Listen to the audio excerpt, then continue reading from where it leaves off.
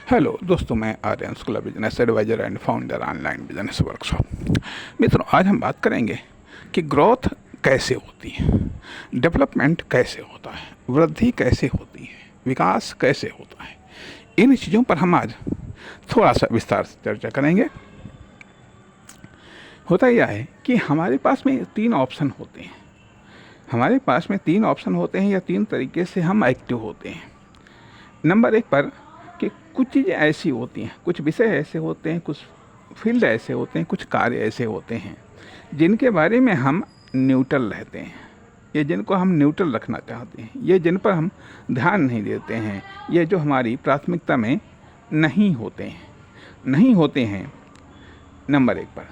दूसरी बात आती है कि वो होते हैं कि जिन पर हम फेल होना चाहते हैं, जिन कार्यों के बारे में हम फेल होना चाहते हैं या जिस फील्ड में हम फेल होना चाहते हैं, या जिनको हम कम करना चाहते हैं, या जिनके बारे में चाहते हैं कि हाँ ये कम हो जाएं। ठीक है, तो ये दूसरा ऑप्शन। नंबर तीसरा ऑप्शन होता है यहाँ कि जिनके बारे में हम सोचते हैं कि हाँ इसमें हमको सफल होना है, इसमें हमको वृद्धि चाहिए, इसमें हमको विकास चाहिए, इसमें हमको डेवलपमेंट चाहिए।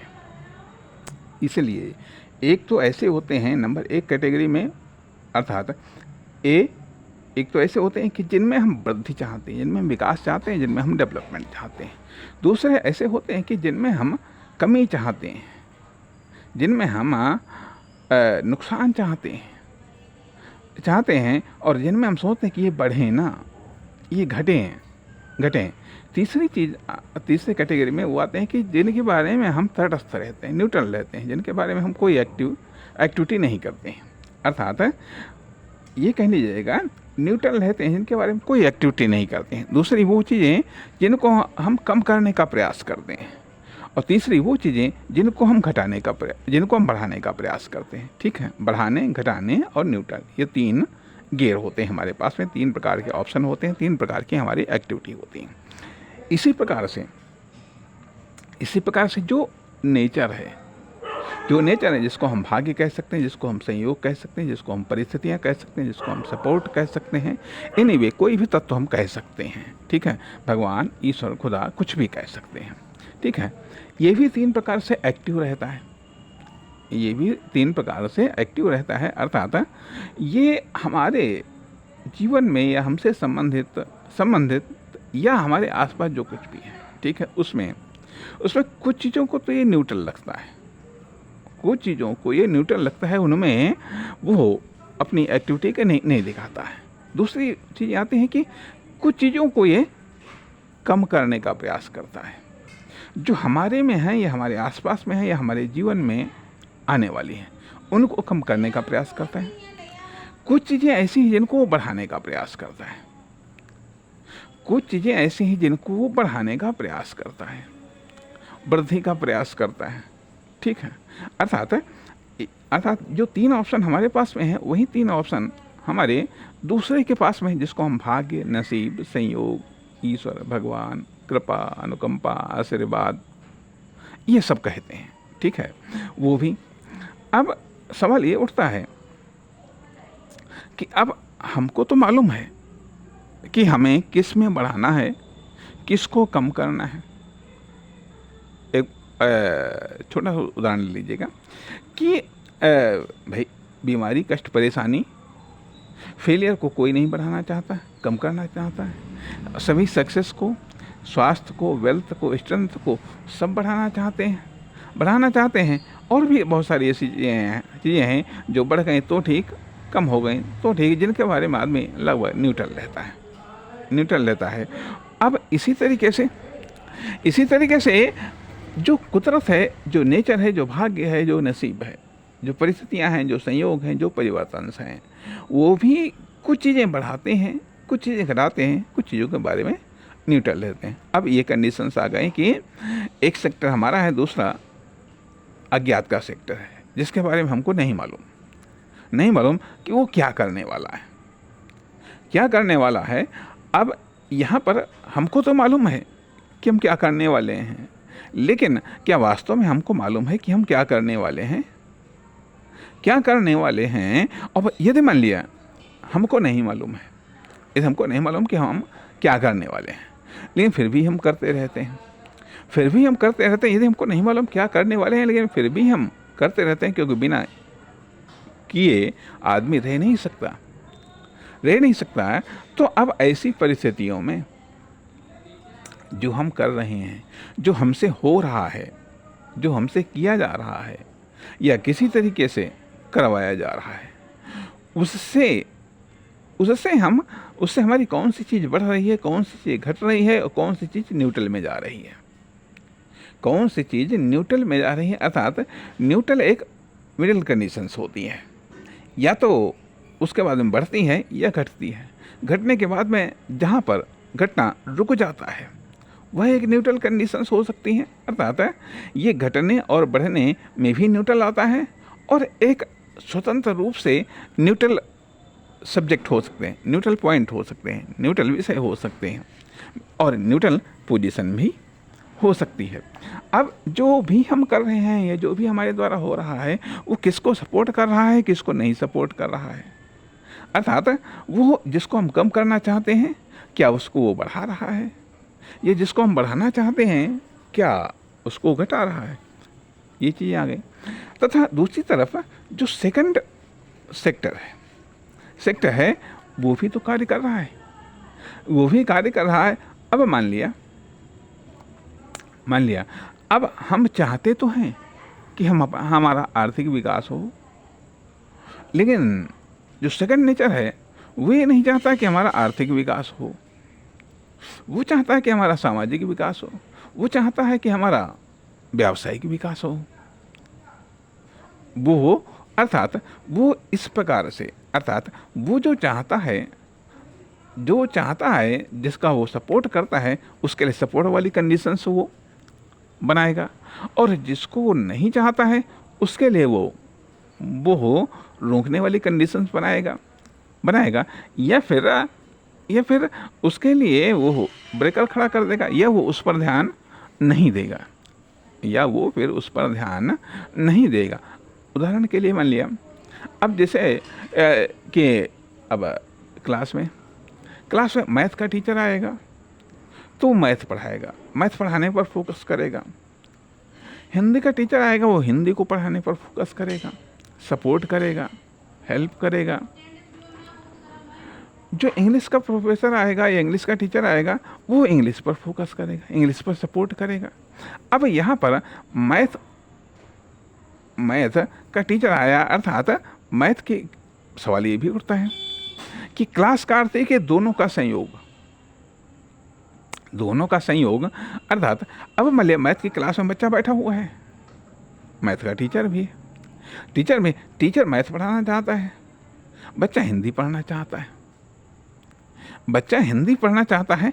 अब दो स्थितियां हैं, या तो बच्चा अपनी चॉइस को बदल दे कि वो मैथ पढ़ने लगे, या फिर टीचर अपना सब्जेक्ट बदल दे, वो मैथ की बजाय हिंदी पढ़ाने लगे, तब तो सपोर्ट बन जाएगी, अन्यथा टीचर मैथ पढ़ाता रहेगा, बच्चा हिंदी पढ़ता रहेगा, वो हिंदी के बारे में पूछेगा, वो मैथ के बारे में बताएगा। परिणाम ये होता है कि दोनों के प्रयास बेकार जा रहे हैं। अब सवाल ये बस यही स्थिति होती है कि नेचर के बारे में भी होती है, यही स्थिति हमारे जीवन के बारे में भी होता है कि हम किस समय क्या बढ़ाना चाहते हैं और दूसरा किस समय क्या बढ़ाना चाहता है।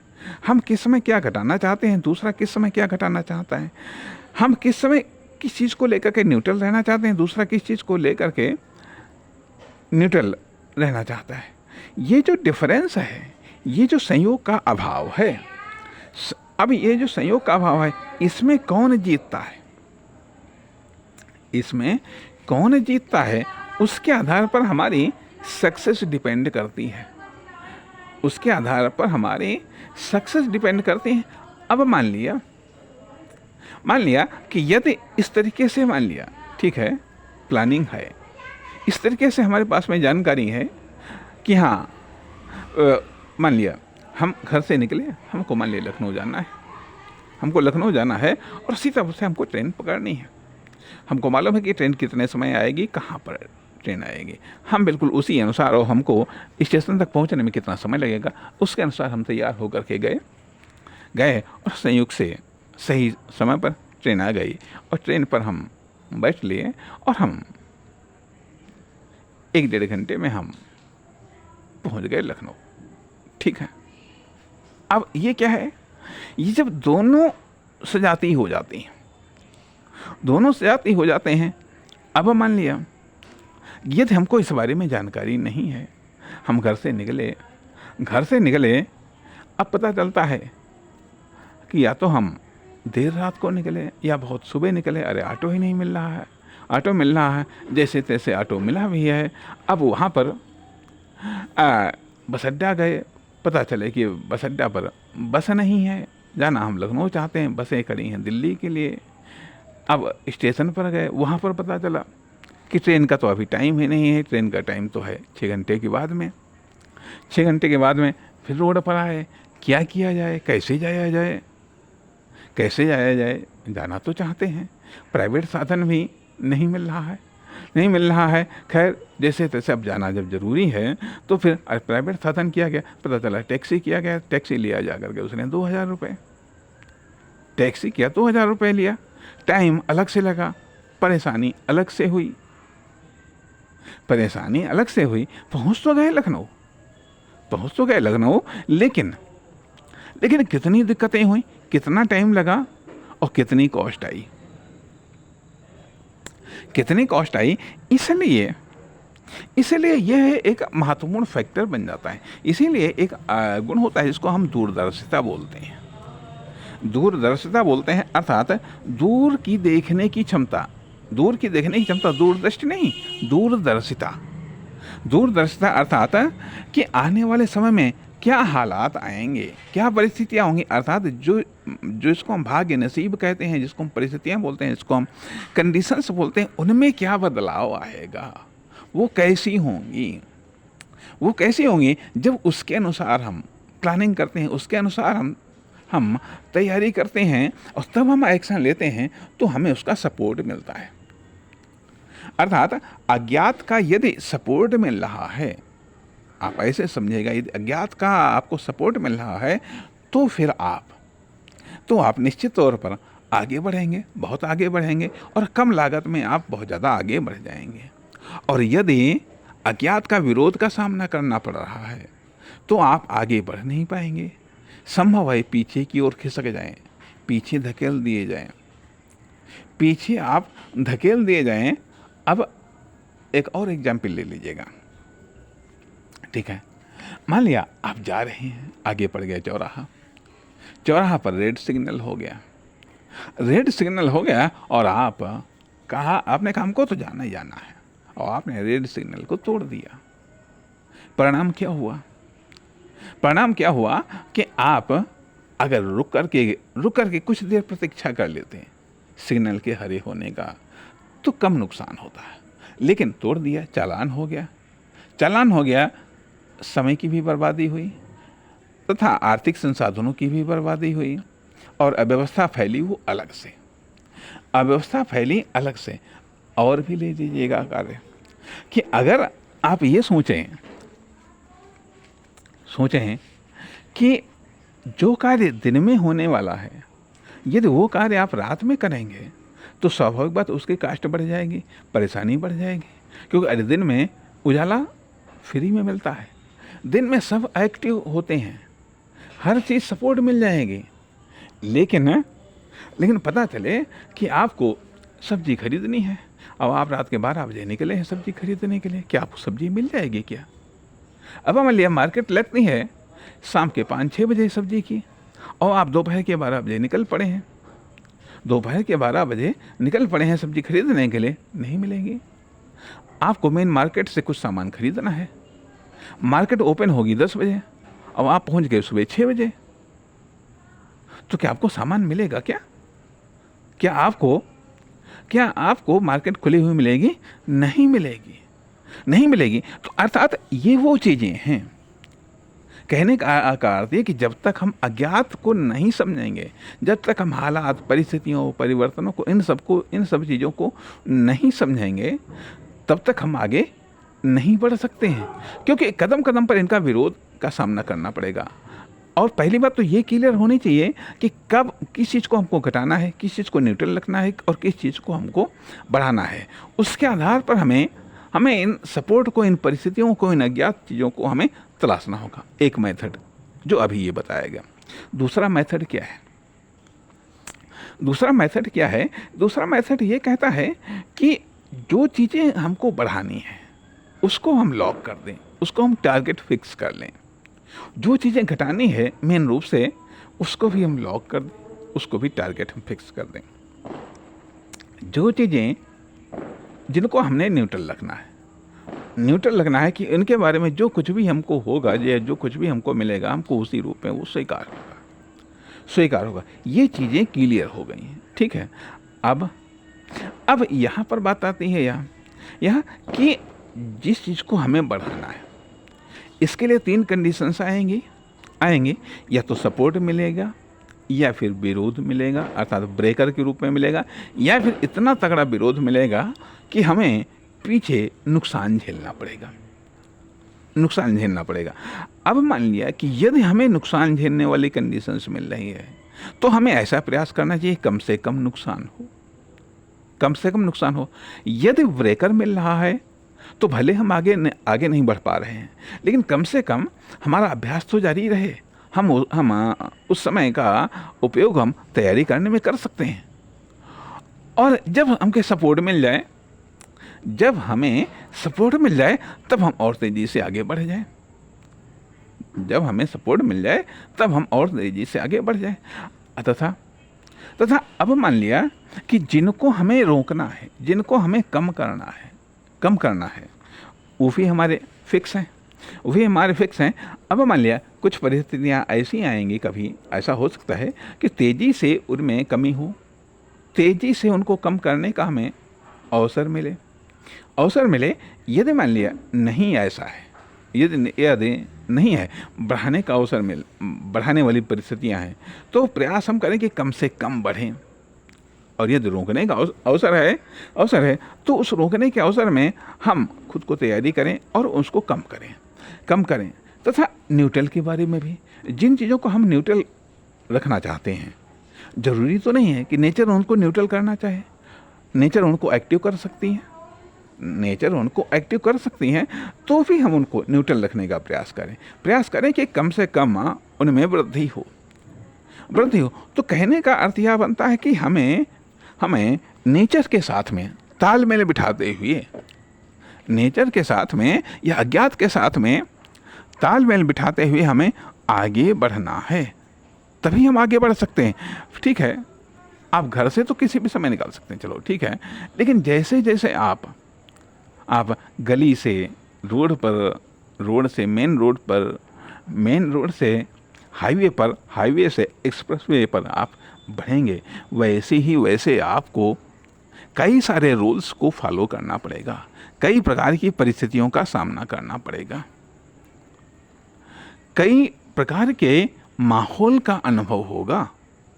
उन सबके बीच में खुद के लिए रास्ता बनाते हुए आपको आगे बढ़ना होगा, तभी आप बढ़ सकते हैं।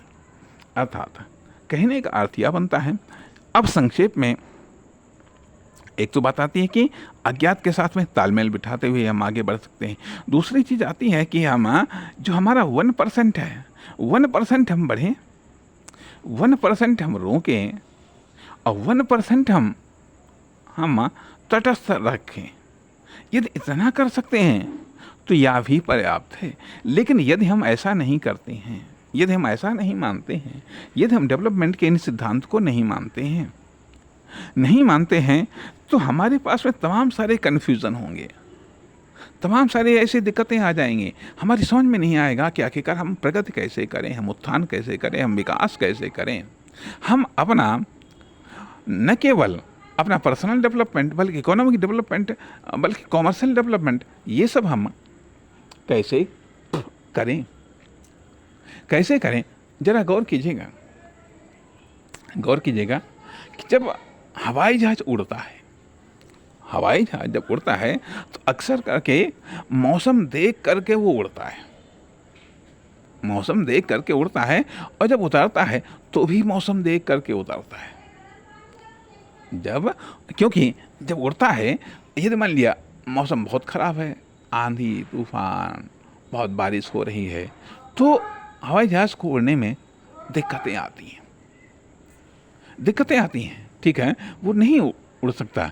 या मान लिया बहुत मौसम ख़राब है तो लैंड होने में दिक्कत है, क्योंकि फिसल सकता है रनवे पर, अर्थात उड़ान भरते समय भी और उतरते समय भी। लेकिन आम तौर पर ट्रेन हैं, बसें हैं, ये सब मौसम देख करके यात्रा नहीं करती हैं, मौसम देख करके ये सफ़र तय नहीं करती हैं। अरे बारिश आती रहे, आने दो, आंधी भी आ रही है, चलो ठीक है, आने दो, ये सब चला करता है। थोड़ा बहुत आंधी पानी, मौसम ख़राब है, तब भी सब सफ़र जारी रहता है, सफ़र जारी रहता है। और यदि हमें सिंगल निकलना है तो हम तो रास्ते का भी नहीं इंतजार, रास्ता भी नहीं देखते हैं कि मान लिया कम से कम ट्रेन दिखती कि पटरी सही है कि नहीं देख, मतलब कहने का अर्थ कि ट्रेन उसी पटरी पर दौड़ सकती हैं जो पटरी सुरक्षित हो, जिसके बारे में क्लियर कर दिया गया कि हाँ इस पटरी पर, इस लाइन पर कोई दिक्कत नहीं, उसी लाइन पर ट्रेन दौड़ती है। तथा रोड पर, अर्थात वाहन, बस हो, ट्रक हो, ये सब चीज़ें रोड देख करके अपनी स्पीड को बढ़ाते हैं, आगे चलते हैं। भाई रोड ख़राब है तो नहीं चल सकते हैं। लेकिन जब आदमी को सिंगल निकलना है तो रोड थोड़ा देखता है, वो ये देखता है अरे रोड पर कहीं निकलने के लिए रास्ता है या नहीं है, अरे कहीं से भी रास्ता निकलने के लिए है तो निकल जाएगा। साइकिल वाला है, वो भी देखता है अरे दिक्कत है, चलो कोई बात नहीं, साइकिल उठा करके वो निकल जाएगा। तो कहने का अर्थ यह बनता है कि जिसको जितना बड़ा सफ़र तय करना होता है वो उतनी ही ज़्यादा चीज़ों को देख करके आगे बढ़ता है। मान लिया अब जैसे कि किसी को 10, 20, 50 रुपये या 1000, 2000 रुपये इन्वेस्ट करके यदि कोई कारोबार स्टार्ट करना है, वो अधिक सोच विचार नहीं करेगा, क्या होगा, अरे नुकसान होगा, हो जाने दो, क्या फ़र्क पड़ता है जा करके।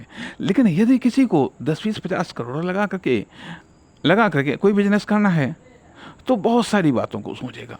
वो हो सकता है आगे की 10-5 साल की प्लानिंग करके सोचे, प्लानिंग बना करके तब चले। तो इसलिए क्योंकि उसे मालूम है क्या चीज़ें बढ़ानी है, क्या चीज़ें रोकनी है, और किस चीज़ पर न्यूट्रल रहना है। और जो 2-4-500 या 1500 लेकर के कोई कार्य कर रहा है, अरे होगा, ठीक है, ट्रायल तो है ही, लर्निंग तो है ही, चल गया तो ठीक, नहीं चल गया कोई बात नहीं। तो कहने का अर्थ यह बनता है कि सफलता का जो मेथड है, सफलता का जो सिद्धांत है, ये सफलता कैसे बनती है, ग्रोथ कैसे होती है, वृद्धि कैसे होती है, यह एक जटिल प्रक्रिया है, यह एक, हम कह सकते हैं कि यह एक रॉकेट साइंस है। छोटी मोटी सफलता के लिए कोई दिक्कतें वाली बात नहीं है। अभी आप ठीक है, 2-4-500 ईंटें से आप कोई भी छोटी मोटी दीवार आप खड़ी कर सकते हैं, लेकिन एक मकान नहीं बना सकते हैं। नमस्कार, धन्यवाद।